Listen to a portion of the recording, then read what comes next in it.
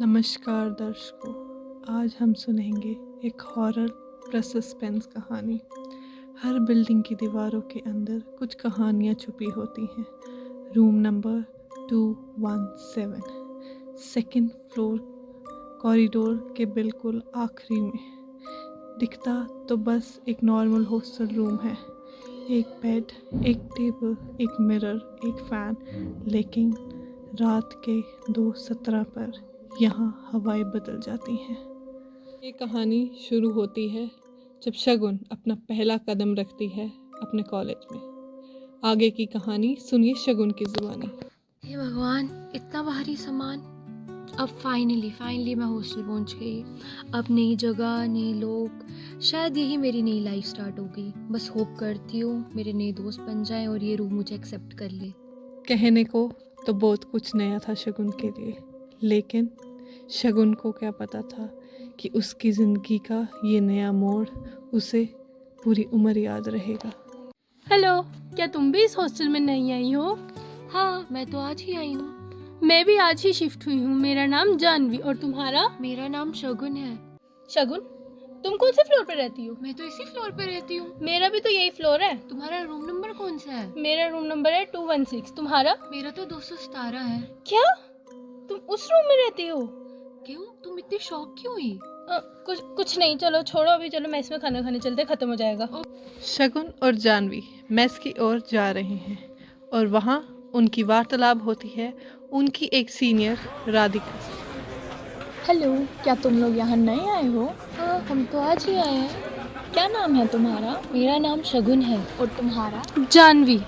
अच्छा, मैं आप लोगों की सीनियर हूँ। मैं आपका यहाँ। नाम क्या है? मेरा नाम राधिका है। कौन से रूम में रहते हो तुम लोग? मैं 217 और वो 216। ओह, मैं 412 में रहती हूँ। तो आपको कोई भी मेरी ज़रूरत हो तो आप मेरे पास कभी भी आ सकते हो। ओके। यार, मैंने इतनी अफवाह सुनी कि ये यहाँ मेस का खाना ऐसा होता है वैसा होता है। अच्छा ही था। हाँ, मेस का खाना तो ठीक था, पर जानवी, क्या मैं तुमसे एक बात पूछूं? बोलो। तुमने जब मैंने ये बताया कि मैं 217 में रहती हूँ, तुम इतना शॉक क्यों हुई? यार वो तुम छोड़ो यार, उन बातों को कहाँ लेके बैठी हो। नहीं, तुम बताओ ना। अच्छा सुनो, वहाँ ना मैंने ऐसे अफवाह सुनी थी कि वहाँ एक लड़की ने सुसाइड किया था और उसकी आत्मा वहीं पर ही है अभी भी। क्या? क्या ऐसा तो नहीं हो सकता ना? पता नहीं, अब मैंने भी ये बात सुनी है। अब खैर छोड़ो, हम चलते हैं अभी सोने। इन बातों पे ज़्यादा गौर नहीं करो। हाँ हाँ, चलो चलो। चलो ठीक है, bye. Okay, good good night. Night. Bye. अब शगुन जाती है अपने कमरे 217 में सोने के लिए। जब शगुन सो रही होती है उसे हवाओं की सनसनाहट सुनाई दे रही होती है। अचानक से दोनों खिड़कियां आपस में बजती हैं और शगुन डर के उठ जाती है। अरे, मैं इतना डर क्यों रही हूँ? इट्स जस्ट अ विंड, बस हवा है, मत डरो। उस रात शगुन को फिर से कुछ महसूस हुआ। उसे लगा जैसे कोई उसका नाम पुकार रहा है। ये किसी ने नाम लिया मेरा। अभी मैंने सुना। ये पंखा पंखा हिल क्यों रहा है? ये पंखा, ये क्या हो रहा है? शायद जानवी ने सही कहा था। इस कमरे में है कुछ, है इस कमरे में, मैं महसूस कर सकती हूँ। उस रात शगुन डर के मारे सो नहीं पाई। अगले दिन शगुन और जानवी जब कॉलेज की तरफ जा रहे होते हैं तब शगुन जानवी को बीती हुई रात की बातें बता रही होती है और तभी उसे वहाँ राधिका मिलती है और राधिका शगुन से पूछती है कि अरे शगुन, तुम्हें क्या हुआ है? तुम्हारी आंखों से साफ झलक रहा है कि तुम पूरी रात सोई नहीं हो। क्या हुआ है तुम्हें? बताओ मुझे। हाँ हाँ, वो कल रात दीदी। अरे शगुन, जल्दी जल्दी चल, मैम आ गई है, क्लास में लेट हो जाएंगे। अभी चल। रात के समय शगुन और जानवी खाना खाने के बाद अपने हॉस्टल के गार्डन में टहल रहे होते हैं और तभी उन्हें एक वहाँ लड़की मिलती है और वो कहती है, अरे तुम दोनों यहाँ पे क्यों टहल रही हो? तुम्हें पता नहीं है रात को यहाँ पे टहलना मना है। जहाँ से आई हो वहाँ वापस नहीं जा पाओगी। चलो। उसी समय पीछे से वार्डन आती है। और लड़कियों, तुम यहाँ क्या कर रही हो? चलो चलो अपने रूम में। चल शगुन, चलते हैं वापस। और ये जो तुम यहाँ बातें कर रही थी, अगर दोबारा मैंने यहाँ ये बातें करते सुन लिया तो मुझसे बुरा कोई नहीं होगा। चलो अपने कमरे में। ठीक है मैडम, ठीक है, हम ठीक जा है, रही हैं। रात के 2:17 हो रहे थे। शगुन अपनी पढ़ाई कर कर शीशे के सामने खड़े होकर अपने बाल संवार रही थी और उसी समय उसे कुछ महसूस होता है।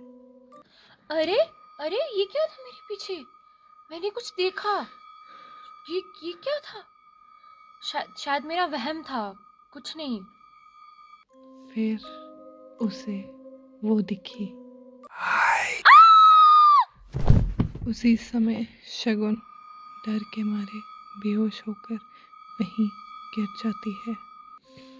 अगले दिन जब जानवी सुबह उसके कमरे में उसे उठाने आती है तो देखती है कि शगुन ज़मीन पर बेहोश पड़ी है।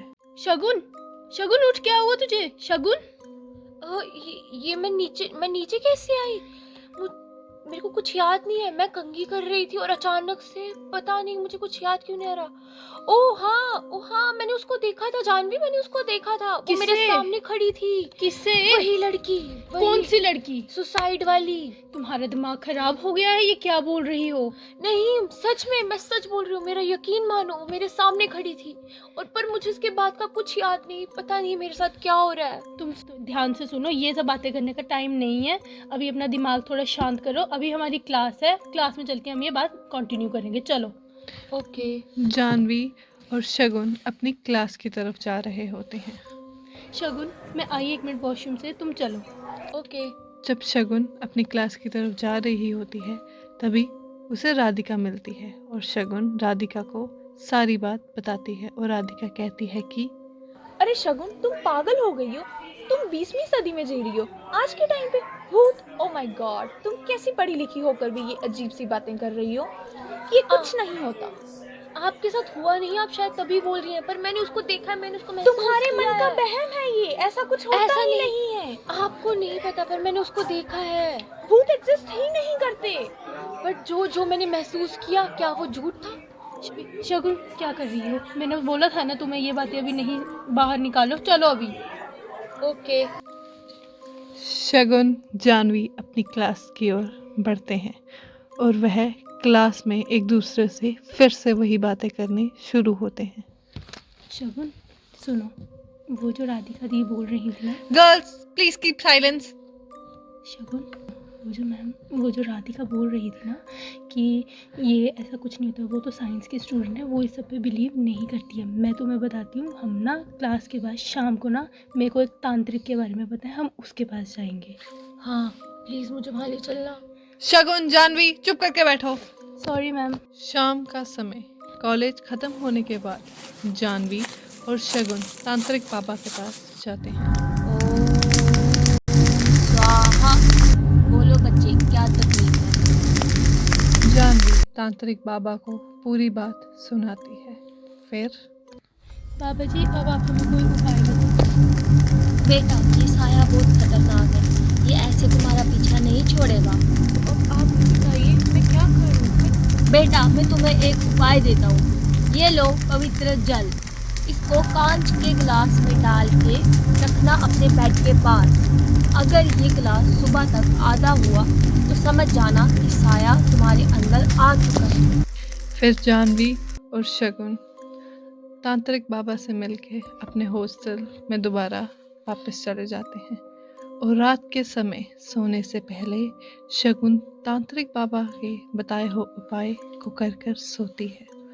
और जब शगुन सुबह उठती है तो देखती है कि वो पानी का गिलास आधा था। ये क्या हुआ? पानी का गिलास आधा हो गया। लगता है बाबा जी की बात कही सच थी। वो साया मेरे अंदर है। अब मैं क्या करूँगी? अब मुझे ये बात जल्दी से जानवी को बतानी होगी। जानवी।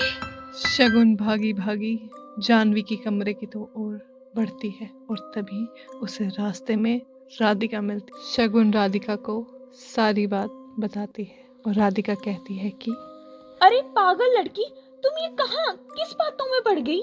तुम्हें किसने सुझाव दिया उस तांत्रिक के पास जाने का? तुम्हें पता नहीं है ये लोग कैसे होते हैं? ये तुम्हें और ज्यादा फंसाएंगे।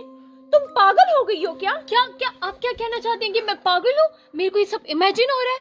आप मेरे पे झूठा इल्जाम क्यों लगा रही हैं? मैं तुम्हें कितनी बार समझा चुकी हूँ कि भूत वगैरह होते ही नहीं है। तुम कैसे कह सकती हो? तुम्हारे पास कोई प्रूफ है? फिर वो गिलास, उस गिलास का क्या? वो गिलास आधा कैसे हुआ? कौन सा गिलास? चलो दिखाओ मुझे कौन सा गिलास। आओ आओ चलो दिखाती हूँ मैं। फिर शगुन राधिका को अपने कमरे में लेके जाती है और वहाँ जो चीज़ राधिका देखती है उसे देख के शगुन चौंक जाती है। दिखाओ कहाँ है ये गिलास? ये देखो वो गिलास। देखो वो भरा हुआ है गिलास। ये कैसे? ये तो आधा कहाँ है ये गिलास आधा? ये मैंने आधा देखा। सुबह ये आधा था, मैंने खुद देखा है। लगता है ये सब वो कर रही है, ये सब वो कर रही है। ऐसा कुछ होता ही नहीं है। तुम मेरी बात सुनो, तुम्हें किसने कहा था ये तांत्रिक के पास जाने के लिए? तुम्हें एक तांत्रिक की नहीं, तुम्हें एक साइकोलॉजिस्ट की जरूरत है। नहीं मैंने ये गिलास आधा देखा था, मैंने खुद देखा था इसको, ये आधा था। फिर राधिका शगुन को बहुत समझाती है और मनाती है कि वह एक साइकोलॉजिस्ट के पास जाए। फिर राधिका शगुन को एक साइकोलॉजिस्ट के पास लेके जाती है। Hello doctor. Hello Radhika. Doctor ये मेरी दोस्त शगुन है। फिर राधिका डॉक्टर को सारी बात विस्तार से बताती है और डॉक्टर कहते हैं कि राधिका, मैंने आपकी सारी बात जान ली है। अब आप शगुन को एक हफ्ते के लिए हमारे पास थेरेपी के लिए भेजिए। जरूर डॉक्टर, हम जरूर भेजेंगे।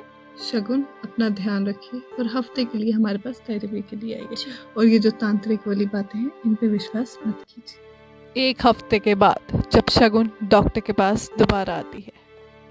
हेलो डॉक्टर, मुझे बहुत अच्छा फील हो रहा है। मैं सब कुछ, मेरे को नींद आ रही है, मैं अच्छी तरह खा पा रही हूँ, मैं अच्छी तरह अपनी लाइफ जी पा रही हूँ, मैं अच्छी तरह सो पा रही हूँ। रियली शगुन, ये तो बहुत अच्छी बात है।